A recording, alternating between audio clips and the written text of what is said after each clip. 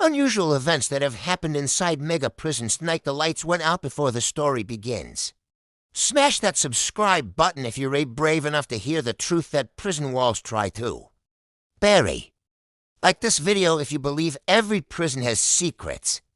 And comment below, what do you think really happens inside mega prisons when the lights go out? The power died at exactly 17 a.m. For 3 seconds, the entire facility went black inside Blackridge Federal Mega Prison, one of Europe's largest high-security complexes. Darkness was not supposed to exist. The prison had 3 independent backup generators, satellite surveillance, and over 1,200 cameras monitoring every hallway, cell block, and corridor. But on that night in November, every single system shut down at the same time. When the lights returned, someone was dead. Officer Daniel Carter had been walking the night corridor of Block D when the alarms began screaming. The hallway lights flickered violently above him, buzzing like angry insects. Metal doors slammed automatically along the corridor as the security system rebooted. "Control, this is Carter," he shouted into his radio. "We just lost power in D block. Confirm status. Static." Then a voice crackled through. "Stand by. System restarting."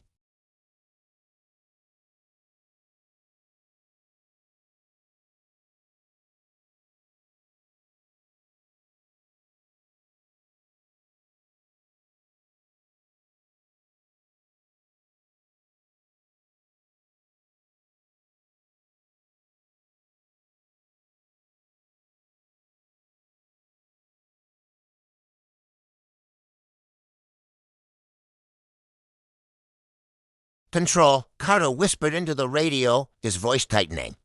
"We have a problem." He pushed the door open. Inside the cell, inmate Victor Salgado lay face down on the floor. Victor Salgado wasn't an ordinary prisoner. He had once been one of the most powerful financial criminals in Europe, a man responsible for laundering billions through international networks before his arrest 5 years earlier. He had enemies everywhere. Carter stepped closer. "Victor?" he called cautiously. No response. When Carter turned the body over, his heart dropped. Salgado's eyes stared blankly at the ceiling. He was dead. By sunrise, the prison was locked down. Chief Investigator Laura Bennett arrived shortly after 7 a.m., stepping through the massive steel gates with a calm expression that hid the tension in her mind. Blackridge was supposed to be impenetrable. Built to house the most dangerous offenders in Europe, the prison was a fortress designed to prevent exactly this kind of incident. Yet somehow, during a 3-second blackout, an inmate had died inside a locked cell. And no one could explain how. Bennett stepped into D block as officers lined the corridor. "What do we know?" she asked. Warden Richard Hale rubbed his temples tiredly. "Power outage lasted 3 seconds, he said. Backup systems kicked in immediately, and the cameras offline for 9 seconds total." Bennett raised an eyebrow. 9 seconds? Yes, that's enough time, she said quietly. Inside the cell, forensic technicians examined every inch of the room. There were no signs of forced entry. No broken locks. No weapons. Yet Victor Salgado was clearly murdered. His neck bore faint bruising evidence of strangulation. But how?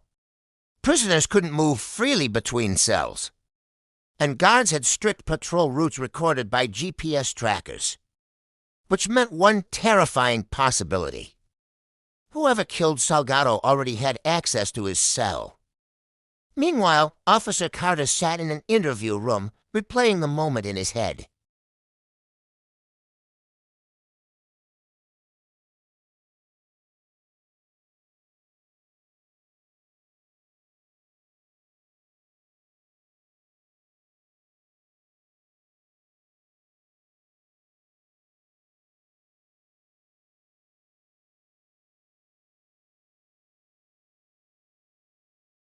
Ethan Kovac was serving a life sentence for orchestrating a multinational cybercrime ring that had hacked financial systems across Europe.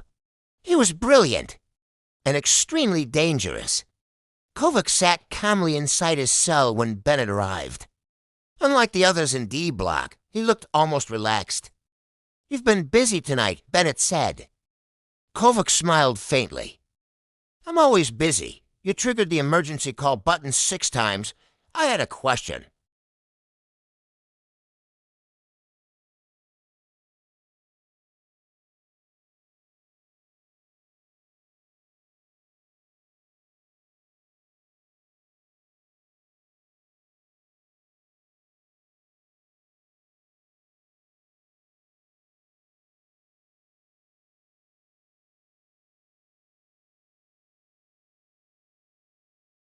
"He testified against several members of your network." "Yes, he did. So you had motive." Kovac shrugged casually. "Perhaps, but you were locked in your cell." "Exactly." Bennett leaned closer. "So explain something to me. What's that? How does a man commit murder without leaving his cell?" Kovac tilted his head slightly. "You assume the killer was a prisoner." The room went silent. Bennett stared at him. "What do you mean?" Kovac leaned back against the wall. "Blackridge Mega Prison holds 3,000 inmates," he said calmly. "But do you know how many staff members work here?" "Over 800, Bennett replied. "Exactly," Kovac said. "And unlike prisoners, staff members can walk anywhere." Later that afternoon, Bennett reviewed the security footage. The system had recorded everything before and after the blackout. But during those 9 seconds of darkness, the timeline simply vanished. However, something strange appeared just before the cameras failed. At the 16 a.m., a maintenance worker walked down the corridor toward D block.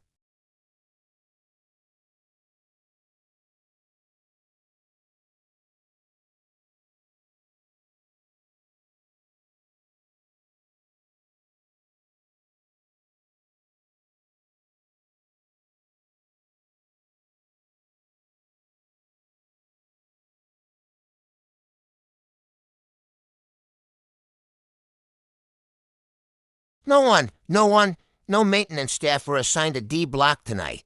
Bennett stared at the screen. The man pushing the cart had walked directly toward Victor Salgado's cell just minutes before the blackout. And then the cameras went dark. She turned to the warden slowly. "Find him. We're trying," Hale said. "But there's another problem." "What problem?" Hale swallowed. "The worker never left the prison." Bennett frowned. "What do you mean?" "The gates never opened," Hale said quietly. "Which means whoever he is." He pointed toward the massive prison complex beyond the window. "He's still inside Blackridge." Bennett felt the weight of the realization settle in. A killer had infiltrated one of the most secure mega prisons in Europe. He had murdered an inmate in a locked cell, disabled the power grid, disappeared during a 9-second blackout. And now he was hiding somewhere among 3,000 prisoners and hundreds of staff. But what Bennett didn't know yet was the most disturbing detail of all. Because when technicians finally searched the maintenance database one more time, they found something that made the room go completely silent. The badge number on the fake worker's uniform belonged to an employee who had died years earlier. And yet someone had just used his identity to walk freely through the prison. But when they opened the restricted maintenance tunnel beneath D block, what they found changed everything. By midday, Blackridge Federal Mega Prison had become a sealed fortress. No one in, no one out. Armed guards stood at every corridor intersection. Surveillance teams monitored hundreds of screens inside the control room, replaying the same 9 seconds of missing footage over and over again, hoping something had been missed. But the blackout remained a mystery, and somewhere inside the prison, the man disguised as a maintenance worker was still hiding. Chief Investigator Laura Bennett stood outside a steel door beneath D block. The door had been discovered behind a locked maintenance panel that most staff members didn't even know existed. According to blueprints, the tunnel behind it was part of an abandoned infrastructure system built during the prison's original construction 30 years earlier. The door itself looked untouched, but the lock had been recently opened. "Who has access to this?" Bennett asked. Warden Richard Hale shook his head slowly. "No one," he said. "This system was shut down years ago, then someone reopened it." Hale swallowed. Apparently, the maintenance team pried the heavy door open with a metallic groan. Cold air rushed out from the darkness beyond. The tunnel was narrow, barely tall enough for a person to stand upright. Dust covered the concrete floor except for one clear path of footprints leading deeper underground. Someone had been using it. Recently, Bennett turned to the officers beside her. Flashlights, beams of light cut through the darkness as they stepped into the tunnel. The deeper they walked, the more unsettling the space became. Old wiring hung loosely from the walls. Rusted pipes ran along the ceiling. Water dripped slowly somewhere in the distance, echoing like a ticking clock. Then one of the officers stopped. "Look." Bennett followed the beam of his flashlight. There were fresh marks along the floor. Drag marks. As if something heavy had been moved through the tunnel. Her mind raced. Victor Salgado had been killed inside his locked cell. But what if the killer hadn't entered through the door at all? What if he had come from below? 20 minutes later, they reached the end of the passage, and what they found there made everyone freeze. A hidden ladder led upward through a narrow hatch, directly into the floor of cell D14, Victor Salgado's cell. Bennett stared at the opening in stunned silence. The killer hadn't walked through the prison corridors. He had entered through the tunnel. The blackout had only been used to hide his exit. But something else lay on the ground beside the ladder. A backpack.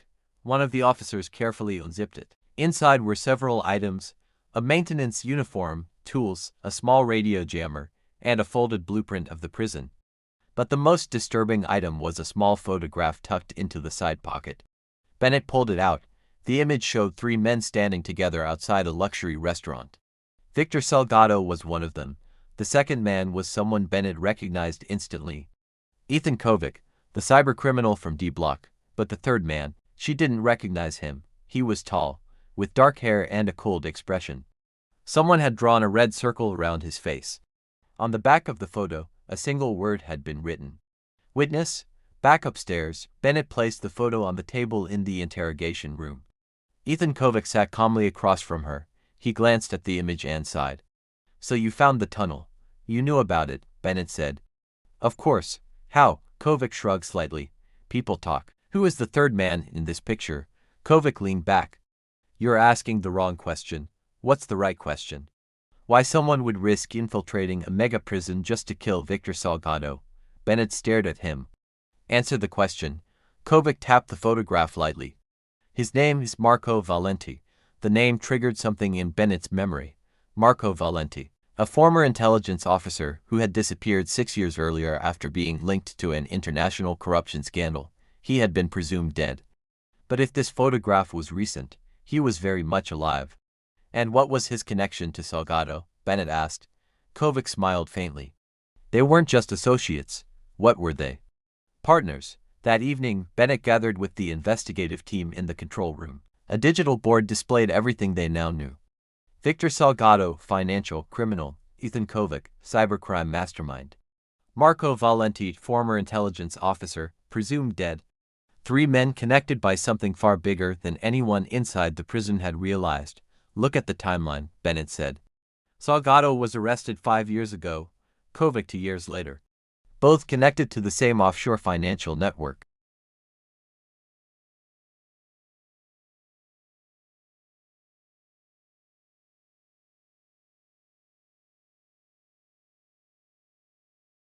Warden Hale leaned forward. "But how did Valenti get into the prison?" "That's the question." Hours later, Bennett reviewed the prison staff database again. The fake maintenance badge belonged to an employee named Thomas Grady, a technician who had died 2 years earlier in a car accident. But as she dug deeper into the archived files, she noticed something strange. Grady had worked specifically on the prison's underground infrastructure systems, including the abandoned tunnel beneath D-Block. Bennett's eyes widened. Of course. The killer hadn't randomly discovered the tunnel. He had known it existed, which meant someone had provided him with the information. Someone who once worked inside Blackridge. She grabbed the phone.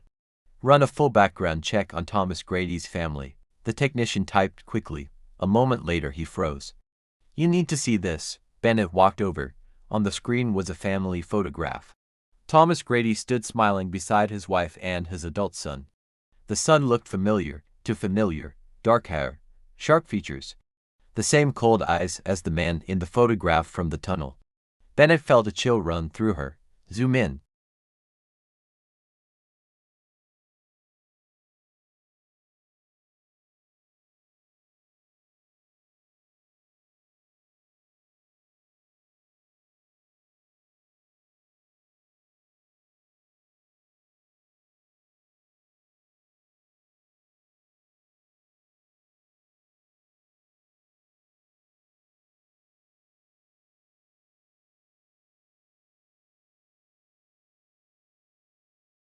The alarm echoed through every corridor of Blackridge Federal Mega Prison.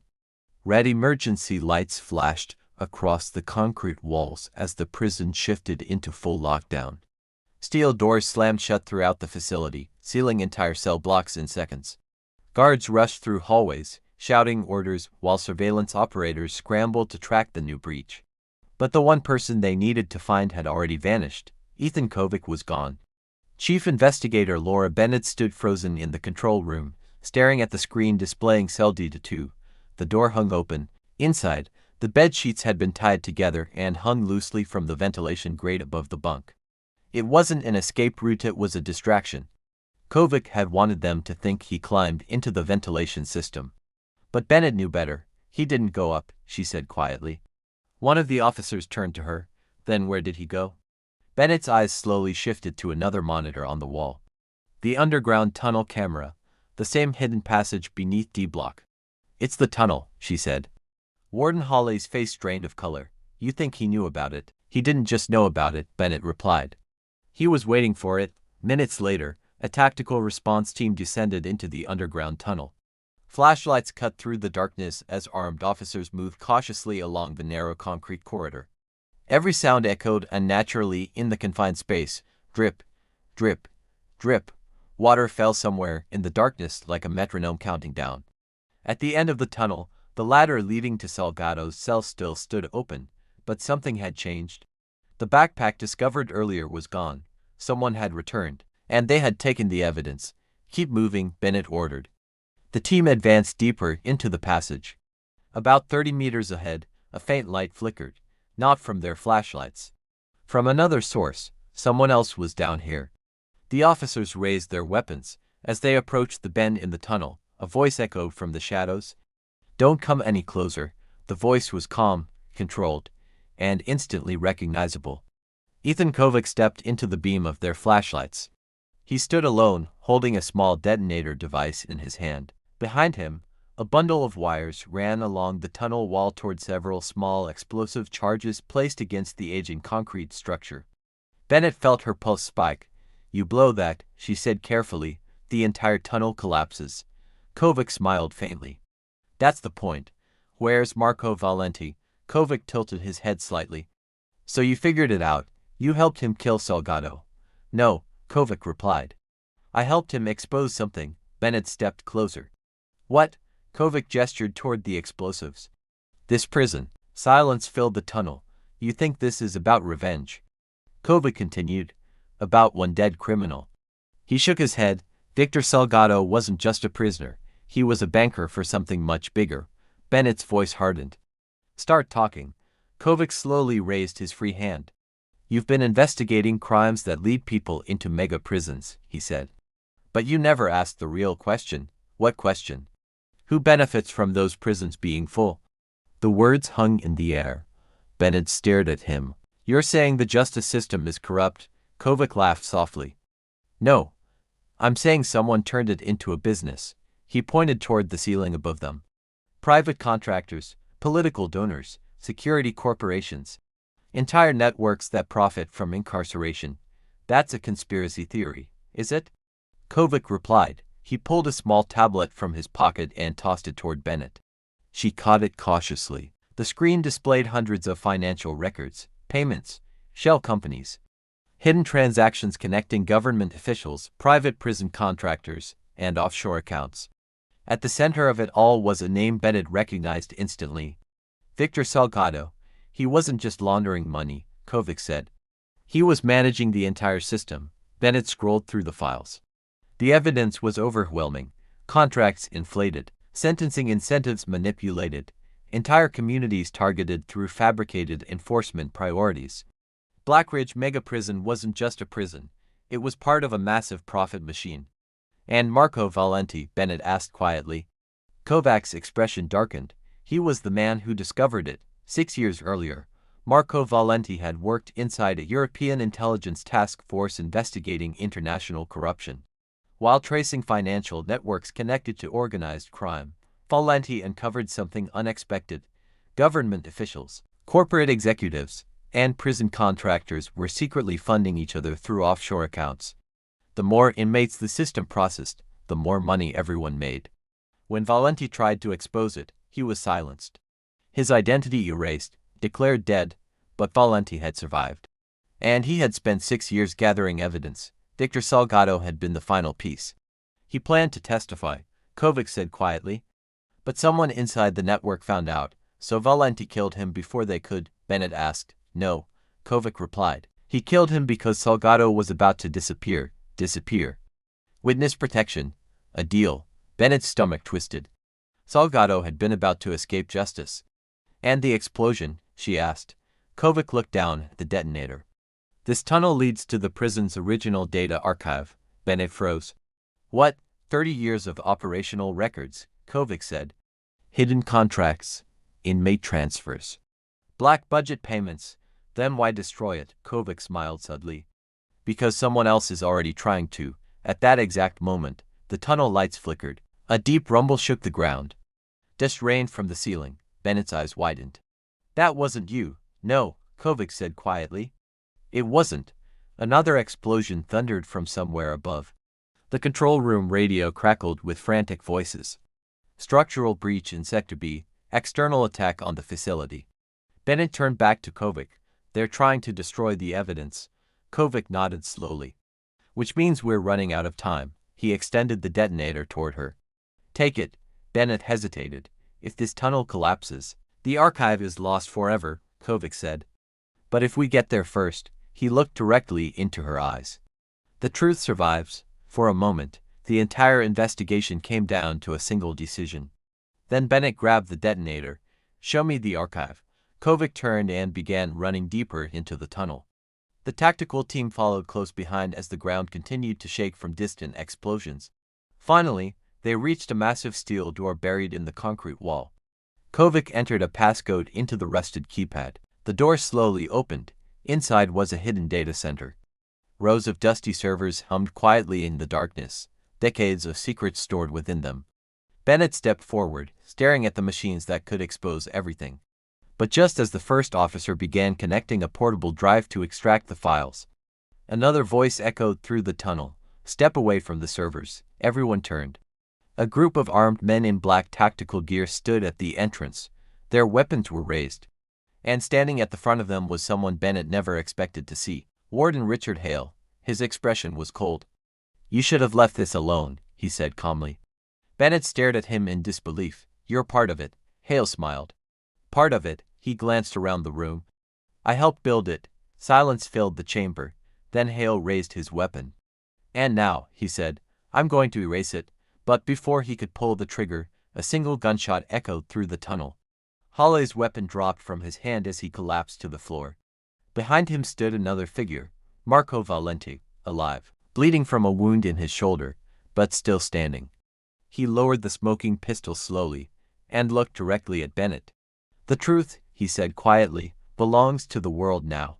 3 months later, the investigation shook governments across Europe and North America. Secret contracts were exposed. Corrupt officials were arrested.